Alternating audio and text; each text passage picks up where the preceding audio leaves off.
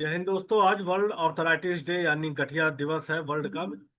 किस तरह से गठिया से आधी आबादी पीड़ित है, आर्थराइटिस से हम किस तरह से बचाव कर सकते हैं, प्रारंभिक स्टेज क्या है और आखिर में जॉइंट रिप्लेसमेंट हमें कब कराना चाहिए, क्या जॉइंट रिप्लेसमेंट सक्सेस होता है या नहीं, इस चीजों को लेके विस्तृत जानकारी हमारे साथ उत्तर प्रदेश के जाने माने जॉइंट रिप्लेसमेंट डॉक्टर अभिषेक त्रिवेदी जी। अभिषेक त्रिवेदी जी से जानेंगे कि हम जॉइंट रिप्लेसमेंट कब कराएं, क्या वो सक्सेस के उसके प्रतिशत क्या है कि सक्सेस होने की। जो दावे किए जाते हैं कि क्या मालिश से घुटने का दर्द सही होता है, हम इन सब चीजों की जानकारी डॉक्टर अभिषेक त्रिवेदी जी से लेंगे। डे के दिन हम आपसे ये जानना चाहते हैं कि जो गठिया का ये रोग है ये किस तरह से लोगों को पीड़ित करता है, ये क्या है, इसका क्या कारण है। बहुत अच्छा सवाल है राहुल जी आपका। ये पहले तो जानिए आर्थराइटिस क्या होती है। जी। ये एक्चुअली में एक ग्रीक वर्ड है, लैटिन वर्ड है। इसका मतलब होता है आर्थ प्लस आइटिस। आर्थ माने जोड़, आइटिस माने सूजन। जोड़ में सूजन को आर्थराइटिस कहते हैं। जोड़ में सूजन एज के अलावा, एक्सीडेंट के अलावा भी कई और चीज़ों से भी आ सकती है। कई तरह की रिमेटॉइड आर्थराइटिस होती हैं, ट्यूबरकुलोसिस से आर्थराइटिस होती हैं, पर वो सब इतना बड़ा लंबा टॉपिक हो जाएगा कि हम लोग इस मुलाकात में सबको डिस्क्राइब नहीं कर सकते, सबको डिस्कस नहीं कर सकते। तो हम लोग स्टिक करेंगे जो एज रिलेटेड आर्थराइटिस है उस पर। तो जोड़ का खराब होना या जोड़ में सूजन आना आर्थराइटिस माना जाता है। सर, ये कितने प्रकार की होती है और उसके लक्षण जैसा क्या कि क्या मैंने हैं? आपको बताया कि बहुत प्रकार की होती है और सबका लक्षण एक ही होता है कि पैर में दर्द होना, या जो भी जोड़ जिस भी जोड़ में वो अफेक्ट करती है तो उस जोड़ में दर्द होना।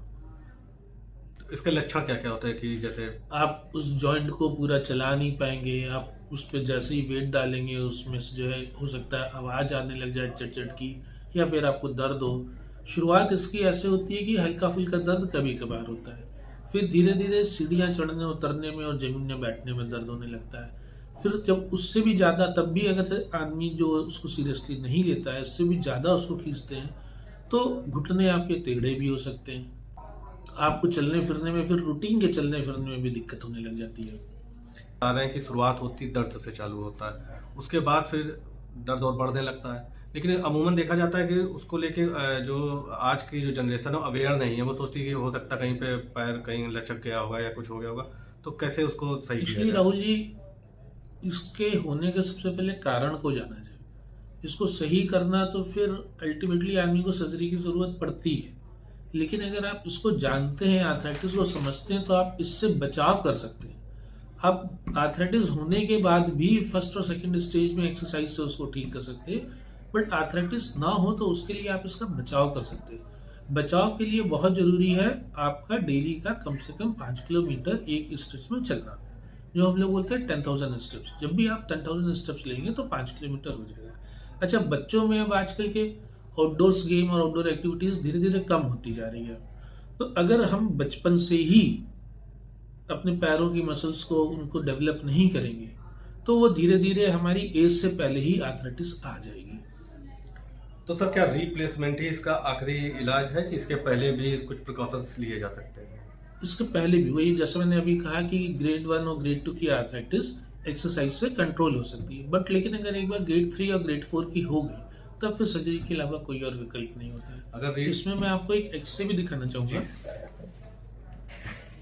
ये जो आप देख रहे हैं ये नॉर्मल ही है, इसमें दोनों में गैप है।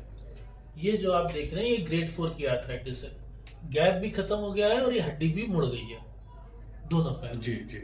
फिर जब रिप्लेसमेंट करते हैं तो हम लोग वापस इसको स्ट्रेट भी करते हैं और इसमें गैप भी आ जाता है जी। ग्रेड 2 तक की स्टेज में आपने सही कंसल्ट कर लिया, अपना वेट प्रॉपर कर लिया, अगर ओबीज हैं, फैटी हैं तो अपना वेट कम कर लिया, वजन घटा लिया, खूब एक्सरसाइजेस की, डेली चलते रहे, तो फिर आपको ये आर्थराइटिस बढ़ने में, आर्थराइटिस को बढ़ने से रोकने में सहायता करेगा। रिप्लेसमेंट से पहले हम ये जानना चाहेंगे, क्योंकि आखिरी स्टेज तो रिप्लेसमेंट आखिरी है, स्टेज पर उसके पहले कुछ पहले कहा जाता था कि आप कड़वे तेल से मालिश करिए। नहीं, किसी भी मालिश का कोई रोल नहीं है, फिजिकल एक्टिविटी का रोल है।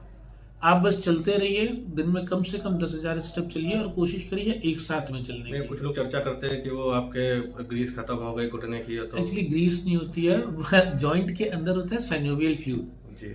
तो जॉइंट के अंदर जो साइनोवियल फ्लूइड होता है उसी से कार्टिलेज, जो चिकनापन जो जॉइंट में होता है वो कार्टिलेज से होता है। तो वो साइनोवियल फ्लूइड से ही कार्टिलेज का न्यूट्रिशन होता है, कार्टिलेज को कोई अलग से ब्लड सप्लाई नहीं होती है। और साइनोवियल फ्लूइड बॉडी अपने से ही बनाती है। और कब बनाती है? जब आप जितना उस जॉइंट को यूज करेंगे। पर मैंने अभी तक कोई तेल से ठीक होते मरीज नहीं देखा है। मतलब तेल जो है, आपका कहना है कि तेल मालिश से कोई फर्क नहीं पड़ता है? आप अपनी संतुष्टि के लिए कर सकते हैं, पर कोई साइंटिफिकली प्रूवन कुछ भी नहीं है। अच्छा, आप सोचिए क्या तेल आप लगाएंगे ऊपर से तो क्या अंदर जोड़ के चला जाएगा? चलिए सर, रिप्लेसमेंट जो आप कह रहे हैं उसका कितना चांसेस है सफल होने का, कि अगर किसी का घुटना बिल्कुल खराब है या वो चाहता है कि वो अच्छे से चले, ठीक से चले, तो उसका कितने परसेंटेज है? 99.63%, 0.47 कॉम्प्लिकेशंस हैं, 99.63%। चलिए, 24 कैरेट गोल्ड से तो आप ज़्यादा ही दे रहे हैं। कहता है कि जब रिप्लेसमेंट हो जाता है तो उसको दिक्कत आ रही है चलने में, तो बिल्कुल ये बहुत कॉमन सी दिक्कत है। और इसके लिए इसलिए होता है ऐसा, इसमें ये सर्जरी 2 स्टेजेस में होती है। पहला जो सर्जन करता है, और सर्जरी के सक्सेस होने के लिए फिजियोथेरेपी का भी बहुत रोल है। अगर आप केवल सर्जरी करा लेंगे और फिजियोथेरेपी नहीं करेंगे तो आपके रिजल्ट्स कॉम्प्रोमाइज होंगे। आप उतना मतलब जैसे आप पहले चलते थे अच्छे से, वैसे आपको चलने में दिक्कत आएगी। आपको कम से कम रिप्लेसमेंट के 2 से 3 महीने तक फिजियोथेरेपी की जरूरत होती है। वो भी एक बहुत बड़ा पार्ट है ट्रीटमेंट का। सर, हाल में आपने एक विशेष कैंसर की सर्जरी की जिसमें ये दावा किया गया था कि ये सर्जरी पहले कभी भी उत्तर प्रदेश में नहीं हुई जी, उस सर्जरी के बारे में सर कुछ बताइए। एक्चुअली पेशेंट लखनऊ से थे, सक्सेना जी थे जहाँ का मुझे याद आ रहा, तो उनका जो है उनको ऑस्टियोसार्कोमा था लेफ्ट थाई में।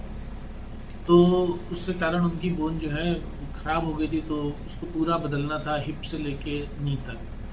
तो एक जटिल सर्जरी थी, पर हो गई। एक चीज़ है, मेरी माता जी का क्वेश्चन है कि घुटने के जो दर्द है उनकी वो गोली खा रही है, तो क्या गोली जो लिखी जा रही है या वो, क्योंकि तेल को तो आपने मना कर दिया है, और जो गोलियां जो बाजार में बिक रही हैं आयुर्वेद की बिक रही हैं, उससे भी कुछ रिलीफ है क्या? नहीं, कुछ रिलीफ नहीं होता है एक्चुअली। अभी तक मेरे संज्ञान में तो कोई भी ऐसा केमिकल कंटेंट नहीं बना है किसी भी पैथी में जो एक बार अगर ऑस्टियोआर्थराइटिस हो जाए तो उसको ठीक कर दे। अब जैसे मैं आपको 1 मिनट उस एक्सरे पे दिखाना चाहूँगा। तो बताइए इस स्टेज पे आने के बाद कौन सी पैथी इसको सीधा कर देगी? कौन सी दवाई, कौन सा तेल इस घुटने को सीधा कर देगा? तो सर्जरी से ही सीधा होगा। मतलब सर्जरी ही आखिरी जो है, सर्जरी तो आखिरी चारा है, लेकिन उसके पहले आप ये अगर आपकी लाइफ स्टाइल चेंज कर लें तो आप आर्थराइटिस से बच सकते हैं। और सर, अब तो 40-45 के बाद ही जो है ये, वही मैं कह रहा हूँ, क्योंकि अब वो आउटडोर एक्टिविटीज वाला ट्रेंड है वही खत्म होता जा रहा है। और जितनी कम आउटडोर एक्टिविटीज होंगी उतना ही कम हमारी मसल्स काम करेंगी और उतना ही सफर हमारे जॉइंट्स करेंगे।